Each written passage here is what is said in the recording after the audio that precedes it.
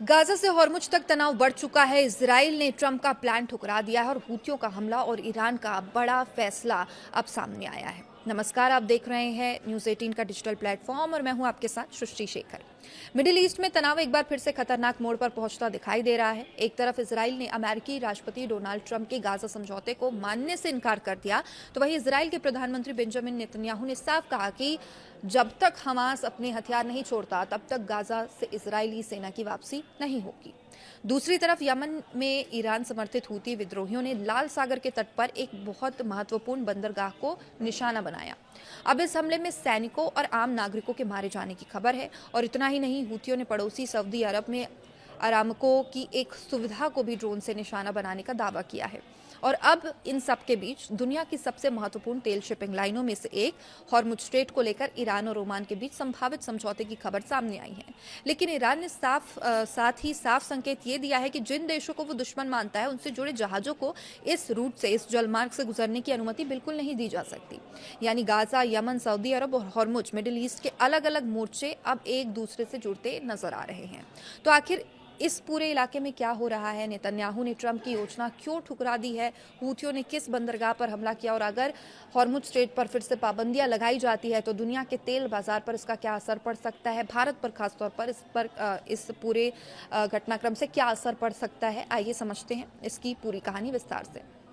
Gaza समझौते पर Netanyahu ने बड़ा इनकार किया। सबसे पहले बात गाजा की करते हैं, जहां पर इजराइल के प्रधानमंत्री बेंजामिन नेतन्याहू ने अमेरिकी राष्ट्रपति डोनाल्ड ट्रंप की ओर से घोषित गाजा योजना को स्वीकार करने से इनकार किया। नेतन्याहू ने कैबिनेट की बैठक में कहा कि इजराइल उस 15 सूत्रीय दस्तावेज को स्वीकार नहीं करता है और उनका यह कहना है कि इजरायली सेना तब तक गाजा से पीछे नहीं हटेगी जब तक हमास वास्तव में अपने हथियार नहीं छोड़ देता। इजरायली सेना वहां डटी रहेगी। अब ट्रंप की योजना के मुताबिक हमास के हथियार छोड़ने की प्रक्रिया पूरी होने के बाद इजरायली सेना की वापसी होनी थी, लेकिन इजराइल की तरफ से यह साफ कर दिया गया कि सेना की वापसी की शर्तों को लेकर वे अपने रुख से पीछे हटने को तैयार बिल्कुल नहीं है। हालांकि नेतन्याहू ने यह भी कहा कि वॉशिंगटन के साथ गाजा को लेकर योजनाओं पर बातचीत जारी रहेगी। तो हमास ने इस पर क्या कहा? दूसरी तरफ हमास ने इस रोड मैप के प्रति अपनी प्रतिबद्धता दोहराई है। हमास के राजनीतिक ब्यूरो के सदस्य बासेम नईम ने कहा है कि संगठन रोड मैप के लिए प्रतिबद्ध है। हमास को उम्मीद है कि मध्यस्थ देश और अमेरिका नेतन्याहू पर दबाव बनाएंगे। अब इस पूरे घटनाक्रम में ऐसे समय पर यह घटनाक्रम सामने आया जब इजराइल की घरेलू राजनीति भी तनावपूर्ण बनी हुई है। 27 अक्टूबर को होने वाले अगले चुनाव से पहले नेतन्याहू पर राजनीतिक दबाव बढ़ रहा है। तो याद रहे, 7 अक्टूबर 2023 को हमास के नेतृत्व में इजराइल पर हुए हमले के बाद गाजा में युद्ध शुरू हुआ था। फिलहाल एक नाजुक युद्ध विराम जरूर लगा हुआ है, सीज फायर जरूर देखने को मिल रहा है, लेकिन अभी भी जो दोनों पक्ष है उनके बीच कई बड़े मुद्दे हैं जिसे लेकर समझौता नहीं हुआ है और ये मुद्दे अनसुलझे अभी भी नजर आ रहे हैं। अब हूथियों ने लाल सागर के बंदरगाह पर हमला किया। यमन की तरफ अगर बढ़े तो ईरान समर्थित हूती विद्रोहियों ने लाल सागर के तट पर स्थित मोखा बंदरगाह को निशाना बनाया। यमन सरकार की सहयोगी नेशनल रेजिस्टेंस फोर्सेस के मुताबिक इसमें से कम 7 लोग मारे गए हैं इस पूरे हमले में और इनमें 4 सैनिक और 3 आम नागरिक शामिल हैं। इसके अलावा 15 आम नागरिकों के घायल होने की भी जानकारी इसमें सामने आई है। यमन के अधिकारियों के अनुसार हूतियों के मिसाइलों और ड्रोन का इस्तेमाल किया गया है। हमले में बंदरगाह की इमारतों और घाटों को नुकसान पहुंचा है और इसके अलावा वहां रखे व्यापारिक सामान और खाद्य सामग्री को भी नुकसान होने की बात कही गई है। अब बाद में यमन की सेना ने बताया कि कई इलाकों में मिसाइलें गिरी, जिनसे टेलीविजन चैनल के पास का इलाका भी शामिल था। हूतियों ने इलाके की हमले की जिम्मेदारी लेते हुए कहा कि उन्होंने सैन्य बलों और गोदामों को निशाना बनाया है। मोखा बंदरगाह इसलिए भी महत्वपूर्ण है क्योंकि ये अंतर्राष्ट्रीय स्तर पर मान्यता प्राप्त यमनी सरकार के नियंत्रण में है और उन जहाजों के लिए तैयार किया गया है जो हूतियों के कब्जे वाले होदेइदा बंदरगाह से बचकर निकलना चाहते हैं। अब सऊदी अरब में अरामको की सुविधा पर भी हमला हुआ है। यमन के बाद अब नजर सऊदी अरब पर अगर डाले तो हूती सैन्य प्रवक्ता यहाँ पर याह्या सरी ने यह दावा किया है कि सऊदी शहर जाजान में अरामको की एक रिफाइनरी सुविधा को ड्रोन से निशाना बनाया गया। हूतियों का कहना है कि हमला यमन के हज्जा और सादा प्रांतों के ऊपर सऊदी ड्रोन की गतिविधियों के जवाब में किया गया है। सऊदी ऊर्जा मंत्रालय के अरामको की एक सुविधा में आग लगने की पुष्टि भी हुई है, हालांकि किसी के हताहत होने की यहाँ से कोई जानकारी नहीं है। मंत्रालय ने आग लगने की वजह स्पष्ट नहीं की। इन घटनाओं ने यमन में एक बार फिर बड़े संघर्ष की आशंका को बढ़ा दी है। अब 2022 के समझौते के बाद वहां हिंसा में अपेक्षाकृत कमी आई थी, लेकिन हालिया घटनाएं अब इस शांति के लिए नई चुनौती बन सकती है। अब सबसे महत्वपूर्ण मुद्दा स्ट्रेट ऑफ हॉर्मुज का है। मिडिल ईस्ट के मौजूदा तनाव के सबसे अहम मुद्दों में से स्ट्रेट हॉर्मुज को लेकर लगातार चर्चाएं हुई है और इसी को लेकर लगातार खींचतान दोनों ही तरफ दिखाई दे रही है। और ईरान और ओमान दोनों इस रणनीतिक जलमार्ग के आसपास ही स्थित हैं और दोनों देशों के बीच एक संभावित अंतरिम समझौते पर बातचीत की खबरें सामने आई हैं। अब रिपोर्ट्स की माने तो इस समझौते के तहत समुद्री मार्ग को फिर से खोलने की व्यवस्था की जा सकती है। जहाज ईरान की तरफ से प्रवेश करेंगे और ओमान की तरफ से बाहर निकलेंगे। अंतरिम व्यवस्था के दौरान जहाजों में कोई शुल्क उनसे नहीं लिया जाएगा, टोल टैक्स नहीं लिया जाएगा। बताया जा रहा है कि संभावित समझौते को खाड़ी सहयोग परिषद यानी कि जीसीसी के सदस्यों का समर्थन भी हासिल है।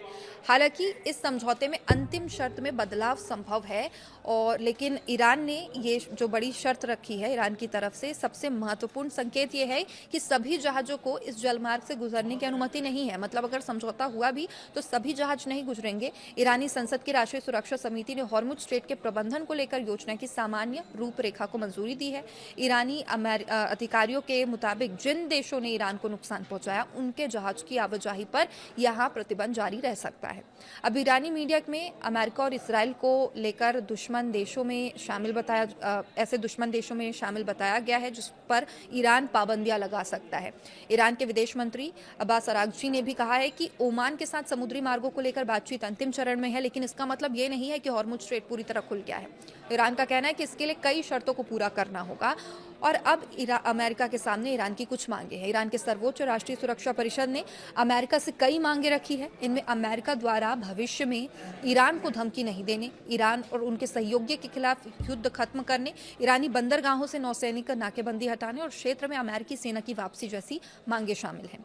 अब इसके अलावा ईरान ने युद्ध से हुए नुकसान की भरपाई, प्रतिबंध हटाने और रोकी गई संपत्तियों को बिना शर्त जारी करने की मांग की है। यानी हॉर्मुज का मुद्दा सिर्फ समुद्री यातायात का नहीं, इसके पीछे अमेरिका ईरान के बीच चल रहा एक व्यापक राजनीतिक और सैन्य तनाव भी जुड़ा हुआ है। 53 कमर्शियल जहाजों ने अपना रास्ता इस बीच बदल लिया है। अमेरिका सेंट्रल कमांड के मुताबिक अमेरिकी नाकेबंदी के कारण 53 कमर्शियल जहाजों को अपना रास्ता बदलना पड़ा है और इसके अलावा 2 जहाजों के संचालन पर असर पड़ा है और 2 जहाजों पर अमेरिकी बलों के सवार होने की जानकारी भी सामने आई है। तो अगर हॉर्मुज स्ट्रेट में लंबे समय तक यही तनाव बना रहा तो इसका असर सिर्फ मिडिल ईस्ट तक सीमित नहीं रहेगा। ये दुनिया की ऊर्जा आपूर्ति, वैश्विक शिपिंग पर भी असर डाल सकता है क्योंकि ये जलमार्ग तेल और प्राकृतिक गैस की वैश्विक सप्लाई के लिए बेहद महत्वपूर्ण है। तो पेंटागन हथियारों का उत्पादन अब बढ़ाना चाहता है और इस पूरे जो संघर्ष है इसमें का असर अमेरिकी सैन्य तैयारियों पर भी दिखाई दे रहा है। पेंटागन के जो प्रवक्ता है शॉन पार्नेल, उनका कहना है कि अमेरिका रक्षा विभाग गोला बारूद की खरीद बढ़ाने पर ध्यान दे रहा है ताकि सैनिकों को जरूरत और खतरे के हिसाब से तेजी से हथियार उपलब्ध कराए जा सके। अब एक नए विश्लेषण में यह भी दावा किया गया कि ईरान के साथ संघर्ष में अमेरिका एडवांस मिसाइल इंटरसेप्टर के भंडार पर दबाव बढ़ा रहा है। इससे जो यूक्रेन और ताइवान जैसे अमेरिका सहयोगियों के बीच भी चिंता पैदा हो सकती है जो अमेरिका से सैन्य मदद की उम्मीद कर रहे हैं। तो कुल मिलाकर क्या समझे तो इस समय मिडिल ईस्ट में एक साथ कई मोर्चे सक्रिय हैं। सिर्फ हॉर्मुज स्ट्रेट की यहाँ पर बात नहीं है। गाजा में इजराइल और हमास के बीच समझौते को लेकर मतभेद बने हुए हैं। नेतन्याहू हमास के हथियार छोड़ने तक इजरायली सेना की वापसी के लिए तैयार नहीं है। यमन में हुतियों ने मोखा बंदरगाह पर हमला कर दिया। अब सऊदी अरब में अरामको की सुविधा को निशाना बनाने का दावा किया गया। अब वहीं ईरान और ओमान हॉर्मुज स्ट्रेट को लेकर एक संभावित अंतरिम व्यवस्था पर काम कर सकते हैं। ये अंतरिम होगा, अंतिम नहीं। लेकिन ईरान ने दुश्मन देशों से जुड़े जहाजों की आवाजाही पर अपनी शर्तें स्पष्ट कर दी है।